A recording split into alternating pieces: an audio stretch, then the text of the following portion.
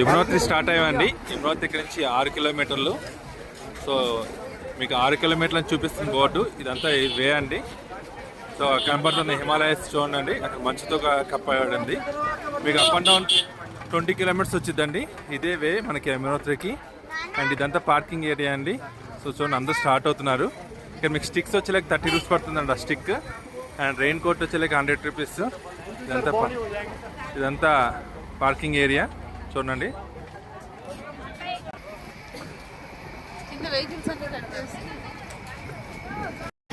యమునోత్రి నది అండి అది. మీరు చూడండి అక్కడ నుంచి ఎంత ఫ్రెష్గా వస్తుందో. వాటర్ చూసారా ఎంత క్లియర్గా ఉందో. And there is a beautiful view over there. పైన చూడండి మేఘాలు ఎంత బాగా వస్తున్నాయో. అండ్ ఇప్పుడు స్టార్టింగ్ పాయింట్ నుంచి 2 కిలోమీటర్స్ వరకు నడిచామండి. ఇంకా మనకి 3 కిలోమీటర్స్ ఉందండి. And we are enjoying so much here. మీకు కావాలంటే హార్స్ రైడ్ ఉందండి, డోలీస్ కూడా అవైలబుల్గా ఉంటాయి. మిడిల్ ఆఫ్ ద జర్నీ నుంచి కూడా మీరు తీసుకుంటారు.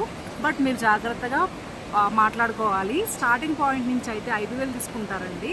మిడిల్ పాయింట్ నుంచి అయితే 3,000 తీసుకుంటారు. సో మీరు ఇంకా బార్గెన్ చేయొచ్చు.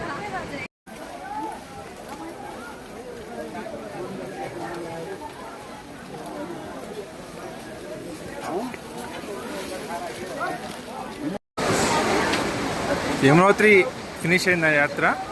సో మాకు యమునోత్రి మొత్తానికి 6 అవర్స్ పట్టింది ఈ జర్నీ మొత్తానికి. సో యమునా నది చూడండి, యమునా నది ఫుల్గా వెళ్తుంది. మీకు రిజిస్ట్రేషన్ చేసుకుంటారు కదండి, ఆ రిజిస్ట్రేషన్ చేసి వెరిఫై చేస్తారు. వెరిఫై చేసిన తర్వాత ఇక్కడ మీకు దర్శనానికి అలౌ చేస్తారండి. దర్శనం దగ్గర మీకు పంతులు గారు ఉంటారు. పంతులు గారికి మీకు ఏదైనా మీకు ఒక అమౌంట్ ఏమైనా ఇస్తే వాళ్ళు మిమ్మల్ని చాలా ఫాస్ట్గా దర్శనం చేపిస్తారండి. సో యాక్చువల్గా యమునోత్రి కింద 6 కిలోమీటర్స్ అని చెప్పారు కాదండి, 10 కిలోమీటర్స్ ఉండిద్ది. వాళ్ళు బోర్డే 6 కిలోమీటర్స్ అని చెప్తున్నారు, కానీ మనకి 10 కిలోమీటర్స్ నడిచినట్టు ఉండిద్ది.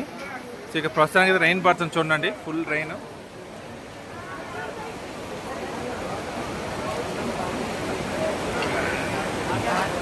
నెక్స్ట్ మీకు కేదార్నాథ్ వీడియో పెడతానండి. థ్యాంక్ యూ అండి.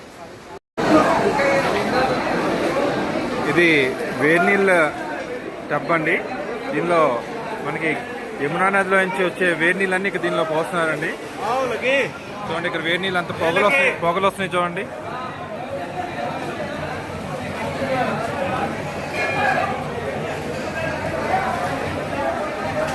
అందరు ఇక్కడ కంపల్సరీ స్నానం చేస్తారు. జెంట్స్కి లేడీస్ సపరేట్గా ఉండిద్ది.